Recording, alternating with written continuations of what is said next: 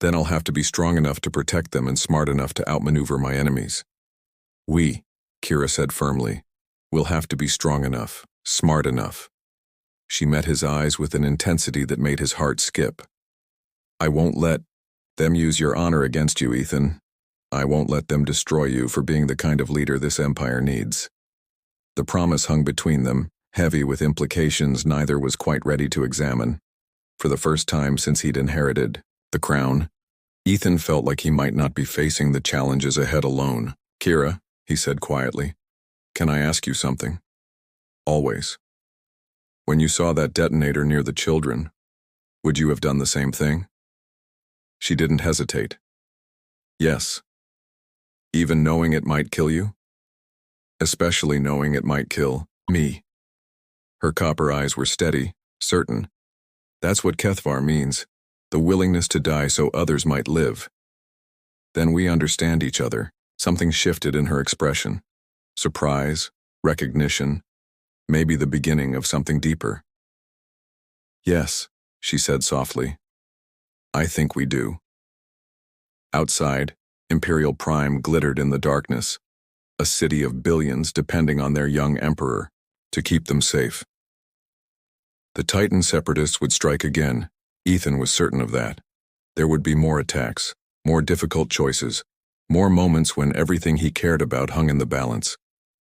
But as he looked at Kira, really looked at her, seeing past the warrior's armor to the woman beneath, he felt something he hadn't experienced since this whole nightmare began. Hope. Not just that he might survive the coming challenges, but that he might not have to face them alone. Tomorrow, Kira said, standing and moving toward the door, we begin advanced combat training. If you're going to keep throwing yourself into danger, you might as well know how to survive it. Will you be a gentle teacher? Her smile was sharp and beautiful and full of promise. What do you think? As she left, Ethan settled back against his pillows, ignoring the ache in his ribs. For the first time in months, he was looking forward to tomorrow. Hearts in motion. 6 months into his reign, Ethan had learned that the hardest part of being emperor wasn't the politics or the protocol, it was pretending he wasn't falling in love with his battle consort. He discovered this during their morning sparring session, when Kira moved against him with fluid precision, her plasma training blade humming. As it traced patterns in the air, she'd been teaching him combat for months now, and while he'd never be her equal, he could at least last more than 30 seconds before she disarmed him. Better, she said, stepping back and deactivating her weapon. Sweat gleamed on her emerald-dark skin, and her breathing was only slightly elevated despite the intensity of their training. Your footwork is improving. Only took me 100 bruises to figure it out, Ethan replied, wiping his face with a towel.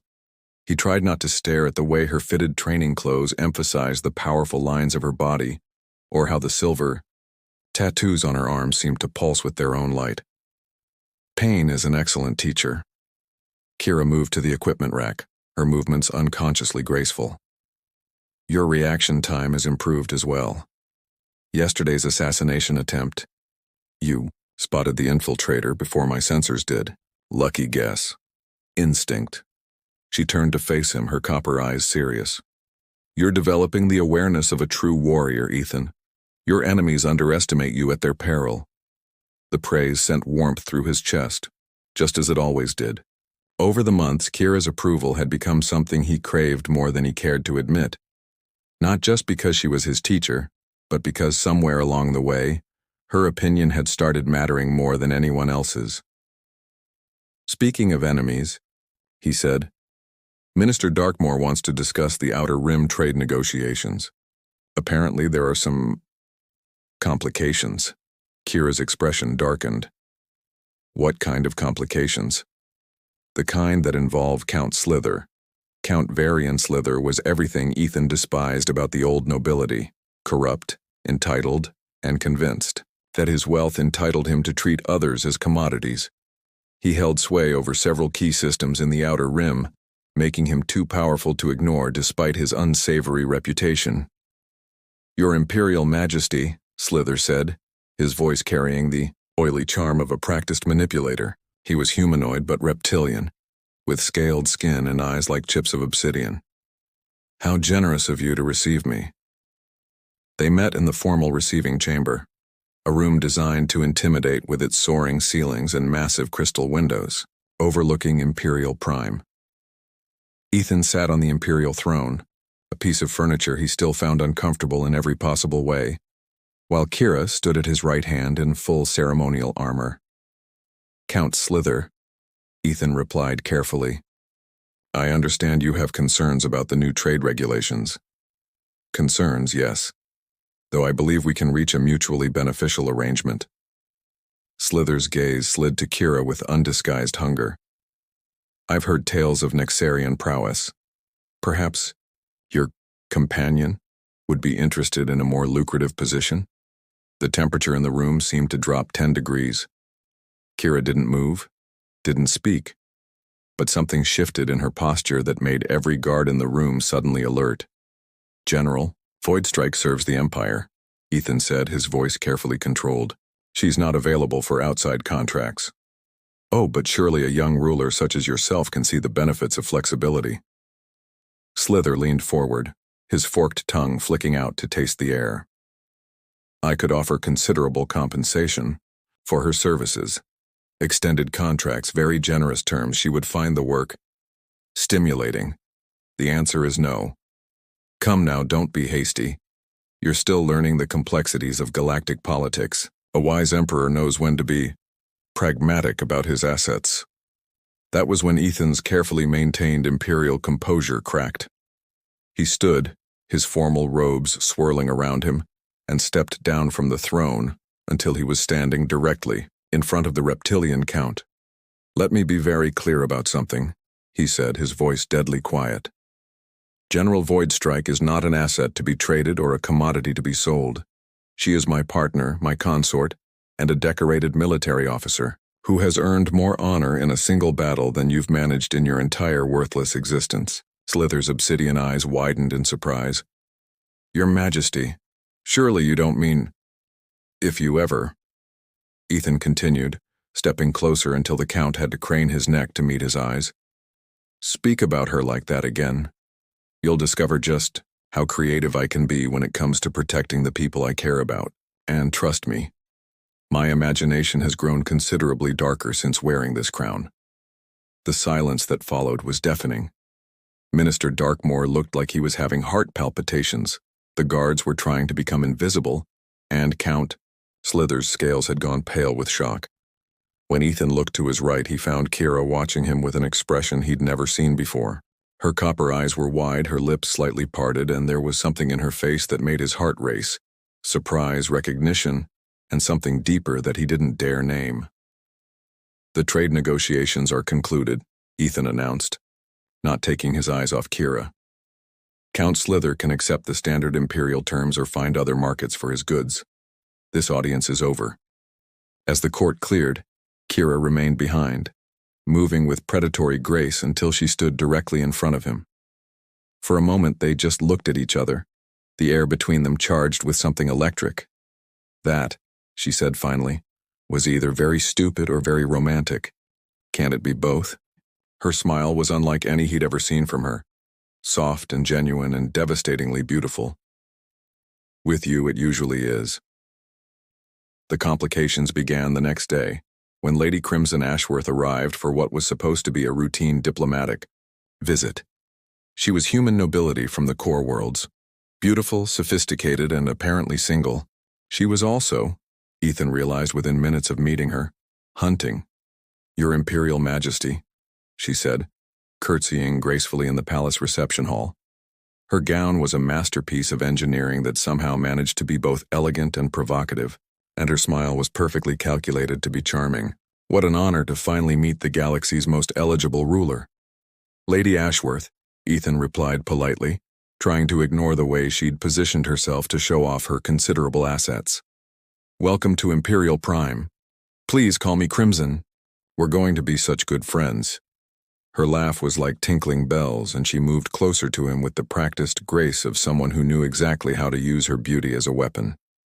From her position near the wall, Kira watched the interaction. With copper eyes that had gone cold as deep space, She hadn't said a word since Lady Crimson's arrival, but Ethan could feel her disapproval radiating across the room like heat from a fusion reactor. "I've brought greetings from the core worlds," Crimson continued, her hand somehow finding its way to Ethan's arm. "And perhaps we could discuss them over dinner. I have so many ideas about how our systems could work more closely together." "That's very kind," Ethan said, gently extracting his arm. "But my schedule is quite full. Perhaps Minister Darkmoor could arrange a formal meeting." "Oh, but surely the Emperor can spare time for pleasure as well as business." Crimson's voice dropped to a husky whisper. "I've heard you work far too hard. A young man in your position should have more companionship." Her meaning was crystal clear, as was the challenge in her eyes when she glanced toward Kira. This wasn't just diplomacy. It was a declaration of war.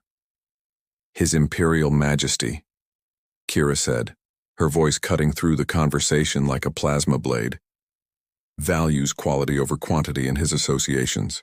Crimson turned to face her fully for the first time, and Ethan could practically see the claws extending. "General Voidstrike, isn't it? I've heard so much about you. Such an interesting arrangement you have here." "Interesting?" "Well, the political marriage, the one-year commitment. It must be challenging being bound to someone so—" She let her gaze travel pointedly from Kira's imposing height to Ethan's more modest stature. Incompatible. The temperature in the room dropped. Another 10 degrees. Kira stepped forward, and suddenly she wasn't just tall. She was towering, magnificent, and absolutely lethal. "My compatibility with the Emperor," she said softly, "is not a matter for public discussion." "Oh, of course not," Crimson replied with false sweetness. "I simply meant that someone with your background might find civilian leadership limiting. Don't you miss the military life? The excitement of conquest?" "I find," Kira said, her copper eyes fixed on Crimson like targeting sensors, "that the greatest conquests are often the most unexpected ones." The words hung in the air, heavy with meaning that made Ethan's pulse race. When Kira's gaze flicked to him for just a moment, he saw something in her eyes that made his breath catch. Possessiveness, protectiveness, and something deeper that he'd been hoping for but hadn't dared to believe. "Well," Crimson said, her perfect composure slipping slightly, "I suppose we all have different definitions of conquest." "Indeed we do," Kira agreed, moving to stand beside Ethan with casual ownership that was unmistakably territorial. "Some prefer easy victories. Others appreciate challenges worthy of their strength." The message was clear. Back off. Ethan belongs to me. And for the first time since he'd inherited the crown, Ethan found himself hoping that might actually be true. That evening, Ethan found Kira on the observation deck of the Imperial Palace, staring out at the city lights below. She'd changed from her armor into civilian clothes, fitted black pants and a sleeveless top that revealed the full artistry of her silver tattoos. "Lady Crimson certainly made an impression," he said, joining her at the railing. "She's hunting," Kira replied without turning around. "You're the prize." "And that bothers you?" Now she did turn, her copper eyes studying his face in the starlight. "Should it?" The question hung between them, loaded with implications neither of them had been willing to voice. For months, they'd danced around the growing attraction between them, hiding behind duty and politics and the convenient fiction that their relationship was purely professional. "I turned down her dinner invitation," Ethan said quietly. "I noticed. I've turned down a lot of invitations lately. Dinner, private meetings, cultural exchanges that sounded suspiciously like propositions. Also noticed." He stepped closer, close enough to see the way the starlight caught in her silver tattoos, close enough to catch her scent. Something that was uniquely her, warm and dangerous and intoxicating. "Why do you think that is?" Kira was quiet for a long moment, her hands gripping the railing with enough force to leave marks in the metal. "Because you're an honorable man who takes his commitments seriously." "Is that what you think this is? A commitment?" "Isn't it?" Ethan reached out, his fingers covering hers on the railing. She didn't pull away, and the simple contact sent electricity racing up his arm. When this started, he said carefully, it was just politics, ancient laws and diplomatic necessity. But somewhere along the way, it became something else. What? I don't know. That's what scares me. He turned to face her fully, his hand still covering hers. All I know is that when Count Slither talked about you like you were property, I wanted to challenge him to single combat. When Lady Crimson implied you were just a temporary inconvenience, I wanted to make it very clear that you're not going anywhere. Kira's breath caught, and for a moment the warrior's mask slipped completely. What he saw underneath, vulnerability, hope, and something that might have been love, made his heart hammer against his ribs. Ethan, she whispered, and it was the first time he'd ever heard uncertainty in her voice. I know the law says we have 6 more months, he continued, his thumb tracing across her knuckles. I know you have obligations to your people and I have duties to the Empire. But I need you to know when that year is up, when you're free to choose I'll be hoping you choose me. The silence stretched between them, filled with the weight of everything they hadn't said, everything they'd been afraid to feel. Then Kira turned her hand over, her fingers intertwining with his, and smiled with a softness he'd never seen from her before. You foolish, impossible man, she said, her voice thick with emotion. Don't you know by now that I already have? Before he could respond, she was kissing him, fierce and tender and full of months of suppressed longing. She tasted like starlight and promises, and when she pulled back to look at him, her copper eyes were soft with an emotion that made his chest tight with hope. I love you, she whispered against his lips. I've loved you since the day you threw yourself on that detonator, maybe before. I love your courage and your compassion and the way you see me as more than just a weapon. Kira, he breathed, framing her face with his free hand. I love you too. I have for months, but I was afraid. Of what? That you'd think I was, trying to manipulate you into staying. That you'd see it as just another form of political pressure. Her laugh was soft and warm, and everything he'd never dared to hope for. Don't you know by now that I can't be manipulated into anything? What I feel for you is real, Ethan. It's mine to give, and I choose to give it to you.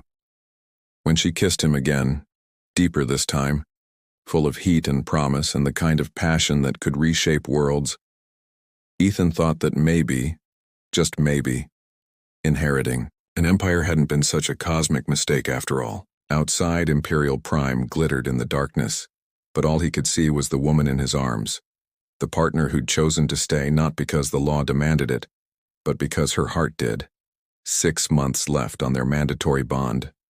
6 months, until she would be free to leave. But as Kira smiled against his lips and whispered words of love in her native tongue, Ethan began to believe that some bonds were stronger than law, deeper than duty, and worth more than any crown in the galaxy. Bonds. Of choice 1 year, 365 standard days of shared meals, combat training sessions that had evolved into something resembling choreographed poetry, late-night strategy discussions that had become conversations about everything and nothing. 365 days of learning to trust, to respect, to love someone who had started as an unwelcome obligation and become the center of Ethan's universe. The dissolution ceremony was scheduled for dawn tomorrow. In less than 12 hours, the legal bonds that had tied Kira to him would expire, and she would be free to return to the Nexarian Empire, to her own life, to choose her own path without the burden of an inexperienced human emperor weighing her down. He should be happy for her. He was happy for her. So why did it feel like his heart was being slowly carved out of his chest with a plasma cutter? You're brooding, Kira said, appearing in the doorway of his private study like a shadow given form. She wore her ceremonial armor, polished obsidian plates etched with silver, every piece perfectly fitted to her powerful frame. The sight of her still made his breath catch after all these months. Just reviewing the dissolution protocols. Ethan lied, gesturing at the holographic documents floating above his desk, making sure everything's ready for tomorrow. She moved closer, her copper eyes reading the documents with military precision. Eager to be rid of me? You know better than that. Do I? She settled into the chair across from his desk. And Ethan noticed the way the starlight streaming through the window caught the silver tattoos on her arms. He'd learned to read those markings over the past year, the stories they told of battles won, honors earned, losses mourned. Soon she'd add new marks, telling the story of her year as Empress Consort to a boy who'd accidentally inherited the galaxy. You've been distant these past weeks, she continued, her voice carefully neutral.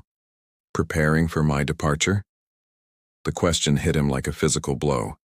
Ethan looked up from his papers to find her watching him with an intensity that made his pulse race, but there was something else there, something that looked almost like uncertainty. Kira, he said quietly, what happens tomorrow isn't my choice to make. It's yours. And if I choose to leave? The words hung in the air like a live plasma charge.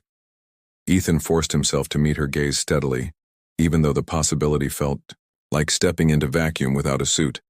Then I'll thank you for the best year of my life and wish you every happiness among your own people. Something flickered in her copper eyes. Disappointment, maybe, or frustration. She stood abruptly, moving to the great window that looked out over Imperial Prime's glittering skyline. My own people, she repeated, her voice carrying an edge he hadn't heard in months. Do you know what Lord Commander Pike said when he arrived, to arrange my transition back to the Nexarian fleet? Ethan's heart clenched. He'd been dreading Pike's arrival for weeks, the grizzled Nexarian officer who would be taking over Kira's military duties if she chose to return home. What did he say? That I'd done my duty admirably, considering the circumstances, that serving as consort to a human child must have been— She paused, her jaw tightening. A significant hardship. Kira, he offered me command of the 3rd Battle Fleet, she continued, not turning around. Full autonomy, my choice of campaigns, everything I worked toward before I was bound to you by law. Ethan felt something cold settle in his stomach. Command of a battle fleet was everything a Nexarian warrior could aspire to. Honor, glory, the chance to write her name across the stars in victories that would be remembered for generations. That's incredible, he managed. Congratulations. Now she did turn, her copper eyes blazing with something he couldn't identify. Is that what you want? For me to take command of a fleet and disappear into the outer reaches of space? I want you to be happy. That's not an answer. It's the only answer I can give. He stood, needing the movement, needing something to do with his hands besides clench them into fists. You deserve to choose your own life, Kira. Not to be bound by some ancient law to a man you never wanted. The silence that followed was deafening. When Kira spoke again, her voice was dangerously quiet. What if I want him now? The question stopped Ethan's heart, restarted it, then sent it racing at double speed. He turned to face her, drinking in the sight of her. The proud line of her shoulders, the way her armor emphasized her warrior's strength, the intelligence burning in those molten copper eyes. Do you? Instead of answering, she began removing her armor with practiced efficiency. Piece by piece, it fell away until she stood before him in the simple black bodysuit she wore underneath. The silver tattoos on her arms and throat seemed to glow in the starlight, telling stories of a life lived with honor and courage. A year ago, she said, her voice soft but carrying clearly in the quiet room, I saw you as exactly what you appeared to be, a child playing at being a man, weak, untrained, unworthy of the throne or the woman who came with it. Each word was a knife twist, but Ethan forced himself to listen. I was wrong. She stepped closer, close enough that he could feel the heat radiating from her skin. You're not the boy I thought you were, Ethan Cross. You're kind where Maximus was cruel, strong where he was weak. You lead with your heart instead of your ego. Her hand came up to rest against his chest directly over his racing heart. You've shown me what partnership can look like, what it means to be valued for more than just my strength or my political usefulness. You see me, Ethan, not the general or the warrior or the political asset, me. I've always seen you, he whispered. I know, That's why. She took a shaky breath, and he realized with wonder that the fearless warrior was nervous. That's why I choose to stay. Not because the law binds me, but because my heart does. Your heart? I love you, you impossible, stubborn, brilliant man. The words came out in a rush, as if she'd been holding them back too long. I love your compassion and your courage and the way you make me laugh when I least expect it. I love that you've never once tried to change me or diminish me or make me smaller to fit your comfort. She framed his face with her hands, her touch infinitely gentle. I love you and I choose you, if you'll have me. Ethan felt tears he hadn't realized were falling slide down his cheeks. Kira Voidstrike, he managed through the tightness in his throat. Better, she said with a smile that transformed her entire face. I love you too, he whispered. I have for months, but I was afraid to say it. Afraid you'd think I was trying to manipulate you into staying. Foolish man. Her thumbs wiped away his tears with infinite tenderness. Don't you know by now that I can't be manipulated into anything? And then she was kissing him, and it was everything he'd dreamed and more, fierce and tender and full of promise. She tasted like starlight and strength, and when she pulled back to look at him, her eyes were soft with an emotion he'd never seen there before. So, she said, her voice husky with emotion, what happens now?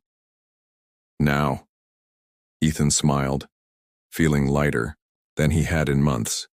We rewrite the dissolution protocols. We choose each other freely and completely. We build something new together, not an arranged marriage or a political alliance, but a true partnership between equals. Empress and Emperor? If that's what you want. What I want, she said, pulling him closer, is you. Everything else is just details. Dawn broke over Imperial Prime in shades of gold and crimson, painting the crystal spires of the city in brilliant light. In the formal chamber where the dissolution ceremony was to have taken place, High Priestess Celeste stood before an empty altar, her ancient robes rustling in the morning breeze. Your Imperial Majesty, she said as Ethan and Kira entered hand in hand. I was expecting different circumstances. We've had a change of plans, Ethan replied, unable to keep the smile off his face. Instead of a dissolution, we'd like to request a renewal ceremony. The elderly priestess's eyes widened in surprise, then crinkled with what might have been approval. A renewal? Your Imperial Majesty, such a ceremony has not been performed in over 2 centuries. Then it's time to revive the tradition, Kira said, her voice carrying the authority of someone who had commanded fleets and conquered systems. We choose each other freely, without political pressure or legal obligation. Let the galaxy witness that this bond is made not from duty, but from love. Minister Darkmoor, who had been hovering nervously near the entrance, stepped forward with barely concealed panic. Your Majesty, surely you've considered the political implications? The Nexarian High Command expects General Voidstrike to return. Lord Commander Pike has been quite specific about— Lord Commander Pike, Kira interrupted with a smile that was all teeth, can take his fleet command and assign it to someone who actually wants it. I have more important battles to fight. Here. But the strategic value of the Nexarian alliance will be stronger than ever, Ethan said firmly, when it's based on genuine partnership rather than political hostage-taking. He looked at the assembled witnesses, imperial ministers, alien ambassadors, military officers from a dozen worlds. Let this be the beginning of a new era, not conquest through dominance, but cooperation through respect. High Priestess Celeste smiled, her ancient face creasing with genuine warmth. Very well. If you're certain this is your choice? Ethan looked at Kira, really looked at her, seeing the woman who had become his partner, his anchor, his heart made manifest. She was magnificent in her simple clothes, her silver tattoos catching the morning light, her copper eyes bright with love and promise. I'm certain, he said. As am I, Kira added, squeezing his hand. The ceremony was simple but profound. No political maneuvering, no diplomatic necessity. Just 2 people choosing each other in front of the galaxy, promising to face whatever came next as partners, as equals, as two halves of something greater than either could be alone. When the priestess pronounced them bound by choice rather than law, renewed by love rather than duty, Kira kissed him with a passion that made the assembled witnesses cheer, and the morning sun seemed dim by comparison. "So," she whispered against his lips, "what now, my emperor?" "Now," Ethan smiled, holding her close as Imperial Prime celebrated around them. "We get to work. There's an empire to run, enemies to defeat, and about 1 billion other challenges ahead of us. Together, always together." As they stood on the balcony of the Imperial Palace watching the sun rise over their city, their empire, their future, Ethan marveled at the strange turns his life had taken. A year ago, he'd been a nobody mechanic fixing broken ships for barely enough credits to survive. Now he was Emperor of the Galaxy, married to the most incredible woman he'd ever met, ready to face whatever challenges the universe might throw at them. It had been, without question, the best accident of his life. "I love you, Kira Voidstrike," he said, the words feeling like the most important truth he'd ever spoken. "And I love you, Ethan Cross," she replied, her smile brighter than any star. Now and always. The future stretched out before them, unknown, challenging, full of possibilities. But whatever came next, they would face it together. Emperor and Empress, partners and equals, two hearts that had chosen each other against all odds and would keep choosing each other for as long as the stars burned in the sky. It was, Ethan thought as he kissed his wife under the morning sun, a pretty good way to start forever.